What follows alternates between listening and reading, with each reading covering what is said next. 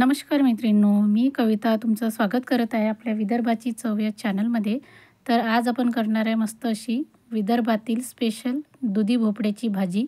दुधी भोपळ्याची भाजी खूप सुंदर होत असते. तर इथं बघू शकता मी इथं तुरीचे दाणे पण टाकलेले आहे. आणि हे दुधी भोपळे म्हणजे लौकी नाही आहे, हे आपल्याला गावाकडे मिळतात हे दुधी भोपळे. तर बघू शकता अशा प्रकारचा हा दुधी भोपळा आहे. आणि याची चव तर खूपच म्हणजे एक नंबरच भारी लागते. याची तुम्ही वडे, थालीपीठ पण करू शकता आणि भाजी पण खूप छान लागते. आमच्या भंडारा जिल्ह्यात खूप जास्त फेमस असते याची भाजी, म्हणजे आवर्जून खातात हिवाळ्यात. तर चला मग तुमच्यासोबत रेसिपी शेअर करते. तर त्यासाठी मी हा दुधी भोपळा अर्धा कापून घेतलेला आहे, कारण की पूर्ण याची भाजी आम्हाला काही लागणार नाही. तर म्हणून मी अर्ध्याच दुधाची भाजी करणार आहे आणि अर्ध्याचे मी थालीपीठ बनवणार आहे. तर याची शेंडी आता हे आपल्याला कापून ठेवायची आहे. जेव्हा आपण थालीपीठ बनवू तेव्हा तव्याला तेल लावायसाठी ते कामात येणार आहे. म्हणून ती फेकून द्यायची नाही, तर ती आपल्यालाच ठेवून द्यायची आहे. याच्यानंतर मी अशा प्रकारे चिरून घेतलेला आहे दुधी भोपळा. आणि छान अशा आपल्याला मोठ्या-मोठ्या फोडी करून घ्यायच्या आहे, कारण की हा कोवळा आहे दुधी. त्याच्यामुळे म्हणजे लवकर शिजून जाईल आणि एकदम बारीक-बारीक होऊन जातो. त्याच्यामुळे मोठ्या अशा फोडी चिरून घ्यायच्या आहे छान. तर बघू शकता मी आता सगळा हा म्हणजे दुधी भोपळा चांगला चिरून घेणार आहे आणि याला पाण्यात टाकून घ्यायचं आहे आणि पाणी काढून घ्यायचं आहे मग त्याच्यातलं. कारण की याच्यामध्ये पाण्याचं प्रमाण खूप जास्त असते आणि भाजीला खूप पाणी सुटत असते. त्याच्यामुळे हवं असेल तर तुम्ही पहिल्यांदाच धुवून घेऊ शकता, नाहीतर मग फोडी धुतल्या तरी चालते. तर तुम्हाला जी पद्धत सोपी वाटत असेल त्या पद्धतीने तुम्ही करा. तुम्हाला जर थोडासा रस्सा हवा असेल तर तुम्ही रस्सा पण ठेवू शकता. वरून एकही थेंब पाण्याचा टाकायचा नाही आहे आपल्याला. तर आता बघू शकता मी याच्यात पाणी टाकून घेतलेलं आहे आणि आता ह्या छान फोडी आपल्याला धुवून घ्यायचं आहे. तर हिवाळ्यामध्ये हा जास्त प्रमाणात निघत असतो आणि याची भाजी पण छान आपल्याला म्हणजे ज्याप्रमाणे लौकीची भाजीची चव असते ना, तर थोडी वेगळी याची चव असते, पण खूप एक नंबर भारी होत असते याची भाजी. तर आता मी तेल गरम करायला ठेवलेलं आहे इथे. अंदाजे 2 चम्मच तेल घेतलेलं आहे मी. जास्त तेल टाकायचं नाही आहे. एकदम कमी प्रमाणातच तेल लागत असतो याला. आणि आता याच्यामध्ये थोडंसं मी तेल गरम झालं की हिंग टाकलेलं आहे.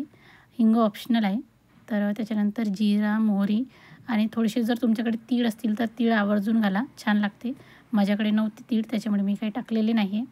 आणि त्याच्यानंतर आता आपल्याला मस्त हिरवा पालकांदा टाकायचा आहे, थोडीशी मेथी टाकायची आहे चिरून आणि हिरवी मिरची पण टाकायची आहे. पालकांदा आता भरपूर प्रमाणात बाजारात मिळत असतो, कारण की आता हिवाळा आहे आणि मेथी तर छान मस्त बाजारात आलेली आहे.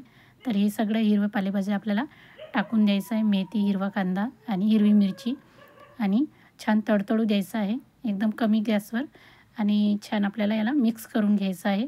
तर तुमच्याकडे याची भाजी करतात काय आणि याला काय म्हणतात मला नक्की कमेंट करून सांगा. आणि याचे म्हणजे कोणते कोणते प्रकार तुम्ही करता आणि कशाप्रकारे बनवता मला नक्की सांगा. तर आता हे आपल्याला छान मिक्स करून घ्यायचं आहे आणि याची म्हणजे फोडणी एक नंबर लागते. आता हिवाळा सुरू झाला की आपण पालकांदाच प्रत्येक भाजीत टाकत असतो. त्याच्यानंतर माझ्याकडे थोडेसे तुरीचे धान्य होते, ते टाकले मी याच्यामध्ये. खूप छान लागतात या भाजीमध्ये. तर आता हिवाळा सुरू झाला तर आता तुरीचे दाणे निघाले, तर आता प्रत्येक भाजीत आपण तुरीतले दाणे म्हणजे तुरीचे दाणे आपण प्रत्येक भाजीत टाकत असतो. तशाच प्रकारे मी या भाजीत पण टाकले आहे, छान लागतात.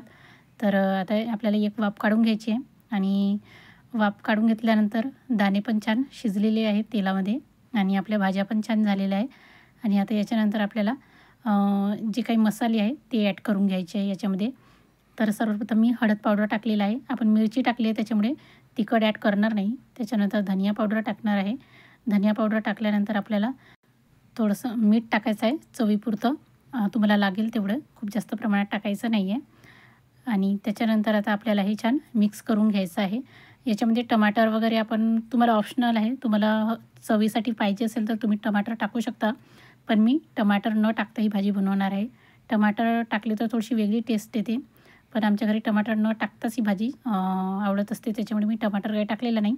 त्याच्यानंतर थोडंसं हिरवा सांबार टाकलेला आहे. तर बघू शकता मस्त अशी आपली फोडणी ही तयार आहे. आणि आता याच्यामध्ये आपल्याला ह्या ज्या आपण दुधाच्या फोडी घेतल्या होत्या त्या टाकून घ्यायच्या आहे. तुम्हाला अजून याच्यामध्ये लसूण टाकायचं असेल तर तुम्ही लसणाची पण फोडणी देऊ शकता. म्हणजे जो आपला हिरवा लसूण म्हणा किंवा जो वाळला लसूण आहे, तर त्याची तुम्ही फोडणी घालू शकता. खूप छान लागत असते. तर आता याच्यामध्ये मी सगळ्या फोडी टाकून घेतलेली आहे आणि आता आपल्याला हे चांगलं मिक्स करून घ्यायचं आहे आणि चांगले 5 ते 10 मिनटं आपल्याला एक वाफ काढून घ्यायची आहे याची. ही भाजी लवकर शिजत असते. या भाजीमध्ये पाण्याचा एकही थेंब न घालता ही भाजी पूर्ण शिजून जाते, कारण की लौकीमध्ये पाण्याचं प्रमाण खूप जास्त असते आणि त्याच्यामुळे याच्यामध्ये आपल्याला भाजी शिजायला एकही थेंब पाणी ॲड करावं लागत नाही. एकदम मिक्स केलं भाजी. एक प्लेट झाकून द्यायची आहे आणि भाजी 15-20 मिनटात भाजी तयार होऊन जाते. तर बघू शकता मी एक 10 मिनटाची वाफ काढली आहे आणि म्हणजे 50% म्हणा किंवा 70% भाजी शिजलेलीच आहे. तर अजून आपल्याला एक वाफ काढून घ्यायची आणि भाजी पूर्ण ही शिजून जाईल. तर बघू शकता किती सुंदर दिसत आहे भाजी आणि खायला पण एक नंबर लागते. तुम्ही नक्की ट्राय करून बघा.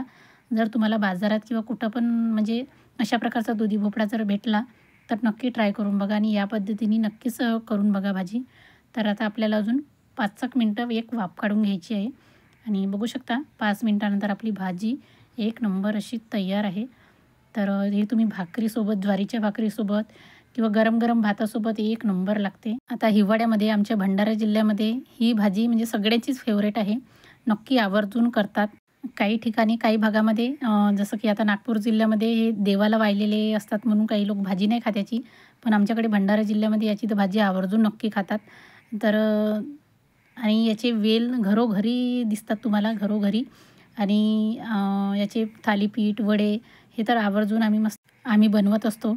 आता मस्त धान वगैरे निघालेले आहेत आणि नवीन तांदूळ निघाले, तर नवीन तांदळाच्या पिठासोबत याचे वडे वगैरे म्हणा खूपच सुंदर लागत असतात.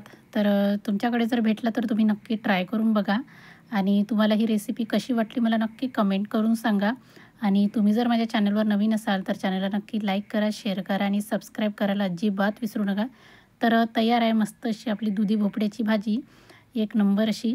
तर नक्की ट्राय करून बघा आणि चॅनलवर नवीन असाल तर चॅनलला नक्की लाईक करा, शेअर करा आणि सबस्क्राईब करा. तुम्हाला माझ्या रेसिपी कशा वाटतात मला नक्की कमेंट करून सांगा, कारण की तुमचा फीडबॅक तर अति महत्त्वाचा आहे. तर चला मग भेटूया पुढच्या रेसिपीमध्ये. तोपर्यंत बाय बाय.